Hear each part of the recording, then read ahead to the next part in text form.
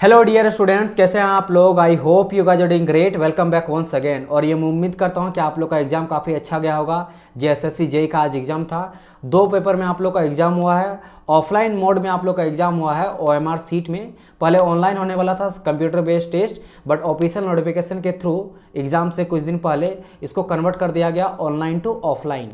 तो OMR sheet में exam जब होता है उसका फ़ायदा ये होता है कि आपको क्वेश्चन पेपर एग्जाम के बाद मिल जाता है। आपके थ्रू हम लोग को मिला, बहुत सारे स्टूडेंट्स हम लोग बात किए हैं, तो पहला पेपर एंड सेकंड पेपर दोनों का जो है वो क्वेश्चन पेपर मिल चुका है। एंड बहुत सारे स्टूडेंट से बात करने के बाद ये भी पता चला कि लेवल कैसा रहा। बहुत सारे स्टूडेंट का मानना है कि जो लेवल है वो डिफिकल्ट रहा। पहला पेपर काफ़ी टफ टाइप का क्वेश्चन था, moderate to tough. And second paper थोड़ा बोल सकते हैं मॉडरेट लेवल का था, यानी कि जनरल इंजीनियरिंग वाला पार्ट कुछ ज़्यादा ही टफ था। बिकॉज इसमें सिविल का अगर बात करेंगे तो क्वेश्चन तो ठीक ठाक था, लेकिन मैकेनिकल और आपका इलेक्ट्रिकल का जो क्वेश्चन है वो सिविल वाले स्टूडेंट के लिए काफ़ी डिफिकल्ट हुआ बनाने में।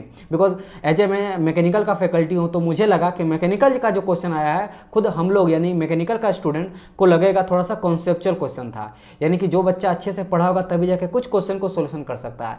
तो जो बच्चा सिविल का था उसको तो डिफिकल्ट हुआ होगा। यानी ओवरऑल कहने का मतलब जो फर्स्ट पेपर था वो थोड़ा सा hard to moderate to hard level का था, एंड जो सेकंड पेपर था वो इजी टू मॉडरेट में था। तो और डिटेल में मैं आप लोगों को बताऊंगा कि कैसा रहा एग्जाम, कितना लड़का अटेम्प्ट किया फर्स्ट पेपर में क्वेश्चन, एंड सेकंड पेपर में कितना लड़का अटेम्प्ट किया है। तो चलिए डिस्कस करते हैं डिटेल वाइज। तो मैं यहाँ पे बता देता हूँ सबसे पहले कि पेपर 1 का क्या हाल था एंड पेपर 2 का। पहले एग्जाम पैटर्न जान लीजिए। एग्जाम पैटर्न का अगर हम लोग बात करेंगे, ठीक है, एग्जाम पैटर्न का मैं अगर बात करूँ तो आपका एग्जाम पैटर्न 2 में हुआ था। पेपर 1 पहला पेपर था। पहला पेपर में आप लोग को टाइम मिला था 120 मिनट, है ना, 120 मिनट यानी 2 घंटा आपको टाइम मिला था, 2 आवर टाइम मिला था। एंड अगर बात करेंगे क्वेश्चन कितना था तो 120 मिनट टू 120 क्वेश्चन भी था पेपर 1 में। और पेपर 2 को 2 भाग में डिवाइड कर दिया गया। फर्स्ट आपका जनरल इंजीनियरिंग था, है ना, जनरल था इंजीनियरिंग, जिससे क्वेश्चन पूछा गया 80 में आपका सिविल से भी क्वेश्चन था, मैकेनिकल से भी क्वेश्चन था और आपका इलेक्ट्रिकल से भी क्वेश्चन था, तीनों से आपका क्वेश्चन था, ठीक है। एंड सेकेंड जो था ये आपका जीएस इसमें था, जीके था, राइट। इसके अलावा अगर बात करेंगे हम लोग तो एप्टीट्यूड से क्वेश्चन था, एप्टीट्यूड से क्वेश्चन था। देन अगर बात करेंगे करंट अफेयर से क्वेश्चन था, राइट। ये सभी से आपका क्वेश्चन इसमें भरा हुआ था। मैथ वगैरह भी था, रीजनिंग से भी क्वेश्चन था, मैथ था, तो ये सभी से आप लोगों का क्वेश्चन था, जिसमें से 40 क्वेश्चन था इसमें, और 80 क्वेश्चन था आपका जनरल इंजीनियरिंग से। तो ये पहला पेपर है। एंड सेकंड पेपर का अगर बात करेंगे तो प्योर डोमेन से आप लोग का था। पेपर 2 जो था वो डोमेन से था, जिसमें आपको क्वेश्चन पूछा गया है 120 क्वेश्चन, और सेम 120 मिनट आपको इसमें टाइम दिया गया था, ठीक है। ये चीज़ था, ये यहाँ पर इसमें ट्रेड रिलेटेड था, ट्रेड रिलेटेड इससे क्वेश्चन पूछा गया था। एंड हम लोग अभी सिविल का बात करेंगे, सिविल का बात करेंगे, ठीक है। चलिए ये तो चीज़ था। अब हम लोग देख लेते हैं कि पेपर आपके अकॉर्डिंग कैसा रहा। एंड हम लोग देखिए उसके बेसिस पे भी मैं बता सकता हूँ कि अगर मैं बात करता हूँ पहले एनालिसिस का, पेपर एनालिसिस का, ठीक है। पेपर अगर मैं बात करता हूँ फर्स्ट पेपर का एनालिसिस अगर मैं बात करता हूँ, ठीक है, एनालिसिस का बात करता हूँ तो डियर पेपर फर्स्ट का अगर मैं बात करूँ ना, खासकर जनरल इंजीनियरिंग वाला, तो जनरल इंजीनियरिंग के मैं पहले ही बता देता हूँ कि मैकेनिकल से लगभग 37 नंबर ऑफ क्वेश्चन देखने को मिला। फिर आपका इलेक्ट्रिकल से ज़्यादा क्वेश्चन था 23 के आसपास, एंड रेस्ट आपका सिविल से क्वेश्चन था, दैट इज योर 20। जहाँ तक मुझे स्टूडेंट को मुझे फीडबैक मिला और क्वेश्चन को मैंने देखा तो इससे मुझे मिला इस तरह का कुछ पैटर्न था, और इस सभी को अगर ऐड करोगे तो आपको 80 हो जाता है, जो कि 80 आया था, जो कि सिविल इंजीनियर मतलब जनरल इंजीनियरिंग का मैं बात करता हूँ। अब इससे क्वेश्चन ये ऐसा आया था कि अच्छा खासा लेवल का क्वेश्चन था। कहने का मतलब सिंपल ये है, देखो सिविल से अगर मैं क्वेश्चन का बात करूँ ना, तो सिविल का जैसा स्टूडेंट फीडबैक आ रहा है कि सर जो क्वेश्चन लेवल का लेवल था वो मॉडरेट टू हार्ड था, ईजी तो नहीं बोल सकते हैं फर्स्ट पेपर का। क्योंकि सिविल की अगर बात करेंगे तो कुछ स्टूडेंट का मानना था कि सर काफ़ी इजी क्वेश्चन था, कुछ क्वेश्चन का मानना था कि सर थोड़ा सा आउट ऑफ सिलेबस टाइप से क्वेश्चन था। लेकिन अगर जो सिविल इंजीनियरिंग का मैं बात करता हूँ अदर ब्रांच का, जैसे सिविल का बच्चा अगर इलेक्ट्रिकल का क्वेश्चन सोल्यूशन कर रहा, मैकेनिकल का, देन वो टफ था। इसलिए था कि खुद जो बच्चा इलेक्ट्रिकल का, उसको इलेक्ट्रिकल का क्वेश्चन बनाने में कुछ क्वेश्चन डिफिकल्ट था, कुछ क्वेश्चन इजी था। सिमिलरली मैकेनिकल का बात करेंगे, कुछ 10-15 क्वेश्चन वैसा था जिसको विदाउट कॉन्सेप्चुअल आप बना नहीं सकते हो, ठीक है। कुछ क्वेश्चन को आप छोड़ दिया है लड़का मैकेनिकल वाला भी, तो ऑब्वियसली बात अगर मैकेनिकल को टफ थोड़ा लगा है, मॉडरेट टू टफ लगा है, तो सिविल के लिए आप समझ सकते हो कि कैसे क्वेश्चन को फ्रेम किया गया था। तो ओवरऑल अगर मैं बात करूँ तो पेपर 1 जो था वो टफ टाइप का मैं बोल सकता हूँ, है ना। टफ मैं बोलूँगा मॉडरेट टू टफ, और मुझे लगा भी मॉडरेट टू टफ लेवल का आपका ये था, ठीक है। मॉडरेट टू टफ था पेपर 1। एंड पेपर 2 का अगर मैं बात करता हूँ तो पेपर 2 का अगर सभी बच्चों को ये माना था ना कि पेपर 1 से पेपर 2 थोड़ा ज़्यादा ही ईजी था, मतलब जिस तरह का क्वेश्चन देखने को मिला पेपर 1 में उससे ज़्यादा ईजी मुझे देखने को मिला पेपर 2 में।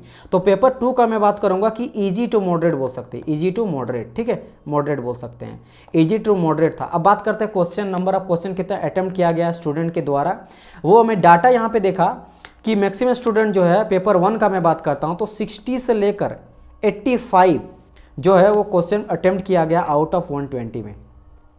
मतलब कुछ बच्चा 60 भी अटेम्प्ट किया, कुछ बच्चा 85 है। अब देखो यहाँ से, अब कुछ बच्चा जो है 85 से ज़्यादा भी अटेम्प्ट किया है, 100 तक भी अटेम्प्ट किया, 90 भी अटेम्प्ट किया, लेकिन एक्यूरेसी बहुत मैटर करता है। अगर आप एक्यूरेसी से 60 भी के आसपास भी अगर आप सही बना के आते हो तो आपको सेफ स्कोर माना जाता है, क्योंकि जैसे मैंने कहा डियर ये मॉडरेट टू टफ था, इजी लेवल नहीं था। तो जो बच्चा ज़्यादा अटेम्प्ट भी किया है ना तो वो गलत भी मारा, बिकॉज ये दोनों में आपको नेगेटिव यहाँ पे मार्किंग होगा, यहाँ पे नेगेटिव मार्किंग था, तो इस चीज़ को भूलना नहीं है, नेगेटिव मार्किंग था। बिकॉज बहुत सारे एग्जाम में ऐसा देखा गया कि लड़का 100 120 में 110 अटेम्प्ट करके आता है और क्वेश्चन के नेगेटिव के थ्रू वो 110 अटेम्प्ट किया, 30 क्वेश्चन नेगेटिव हो जाता है और घुमा फिरा के 40-50 नंबर में आके वो रुक जाता है। तो ये भी गलती नहीं करना है। अगर आप कम अटेम्प्ट किए हो लेकिन सही अटेम्प्ट किए हो, एक्यूरेसी आपका मिनिमम अगर मैं बात करूँ तो एक्यूरेसी का, तो अगर आपका एक्यूरेसी का मैं बात करूँ 60 से लेकर 65% अगर आपका एक्यूरेसी है तो काफ़ी अच्छा है, ठीक है। तो अगर आप इसके बीच में अटेम्प्ट किए हो ना 60 से 85 के बीच में तो काफ़ी अच्छा है। बट हाँ, एक्यूरेसी अगर मेंटेन आप किए हो 70% तक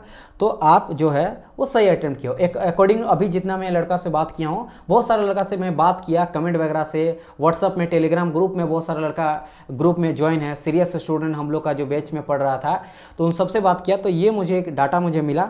एंड पेपर 2 का अगर मैं बात करता हूं डियर, तो पेपर 2 इससे ज़्यादा अच्छा अटेम्प्ट किया गया है, ठीक है। सिविल इंजीनियरिंग का बात करता हूं जिसमें से आपका 75 से लेकर 95 तक, मतलब बहुत सारा बच्चा जो 120 में 75, कोई 80, कोई 90, कोई 100 तक अटेम्प्ट किया है और क्वेश्चन का लेवल उससे थोड़ा अच्छा ही था, पेपर 1 से अच्छा ही था, ठीक है। तो ये था कुछ कंडीशन।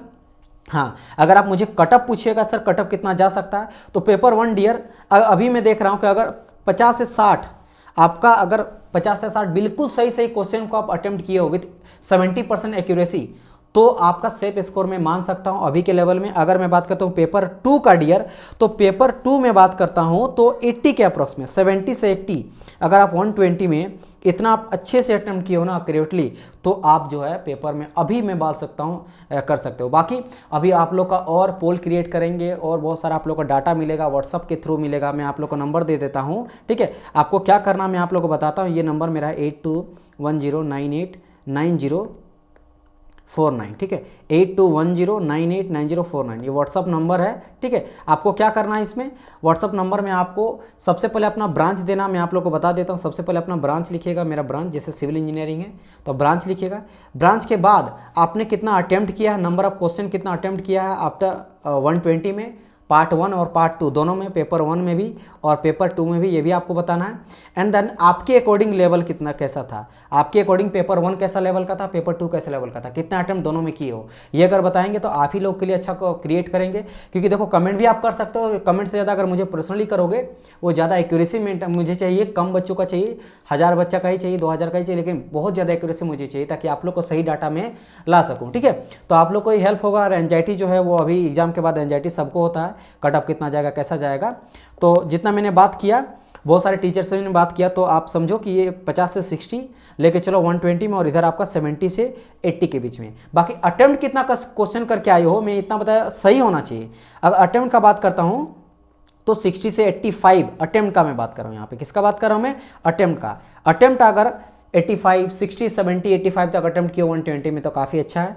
एंड अगर मैं बात करूँगा 75 से 95 के बीच में अगर पेपर 2 में अटेम्प्ट किए हो तो काफ़ी अच्छा है। तो जनरल इंजीनियरिंग आपका बोल सकते हो कि मॉडरेट टू टफ था। कोई बच्चा ईजी भी, ईजी तो कोई नहीं बोला मुझे जहाँ तक लग रहा है, हर एक बच्चा जो कुछ एक दो बच्चा है जो लग रहा है ईजी है, लेकिन हाँ ईजी टू मॉडरेट है। एंड आपका सेकंड पेपर उससे थोड़ा ज़्यादा अच्छा है, ईजी टू मॉडरेट आप बोल सकते हो सेकंड पेपर को, first paper moderate to tough level का था, ठीक है। ये चीज़ आप समझ गए होंगे। चलिए गाइज, एंड और अधिकतर जो क्वेश्चन पेपर 2 का था वो वन लाइनर क्वेश्चन था, ये भी मुझे आप लोग को बता देता हूँ। ये वन लाइनर क्वेश्चन था, मैक्सिमम क्वेश्चन वन लाइनर था। मैकेनिकल वाले वो बच्चा का ज़्यादा न्यूमेरिकल आया है, जैसे देखने को मिला पेपर 2 में न्यूमेरिकल आया, कोई बच्चा पूरा 20+ न्यूमेरिकल आया है, 30+ न्यूमेरिकल आया है। तो लेकिन हाँ सिविल का अधिकतर वन लाइनर क्वेश्चन था। कुछ जो सिलेक्टेड क्वेश्चन था वो आपका न्यूमेरिकल था, वही put the value get the answer. कुछ क्वेश्चन टफ भी था, ऐसा बात नहीं, कुछ क्वेश्चन कैलकुलेशन टाइप भी था। लेकिन हाँ पेपर 1 में काफ़ी conceptual question, theory based question था। तो ये चीज़ था, ये चीज़ आप लोग समझ गए होंगे। तो इसी के अकॉर्डिंग अगर आप अटेम्प्ट किए हो तो काफ़ी अच्छी बात है। तो मैंने यहाँ पे बता दिया आप लोग। अच्छा कटअप का अगर मैं बात करता हूँ, कटअप में अभी बेसिक आपको बता रहा हूँ जो मुझे अभी तक के अकॉर्डिंग मिला। अभी और डाटा बनाने के बाद मैं आपको फाइनल एक कटअप बता दूंगा जब बहुत ज़्यादा डाटा का मुझे मिल जाएगा, एक्यूरेसी वाला डाटा का मिल जाएगा। पर्सनली कॉल करके मैं आप लोग से बात करूँगा ताकि सही डाटा मुझे मिल पाए।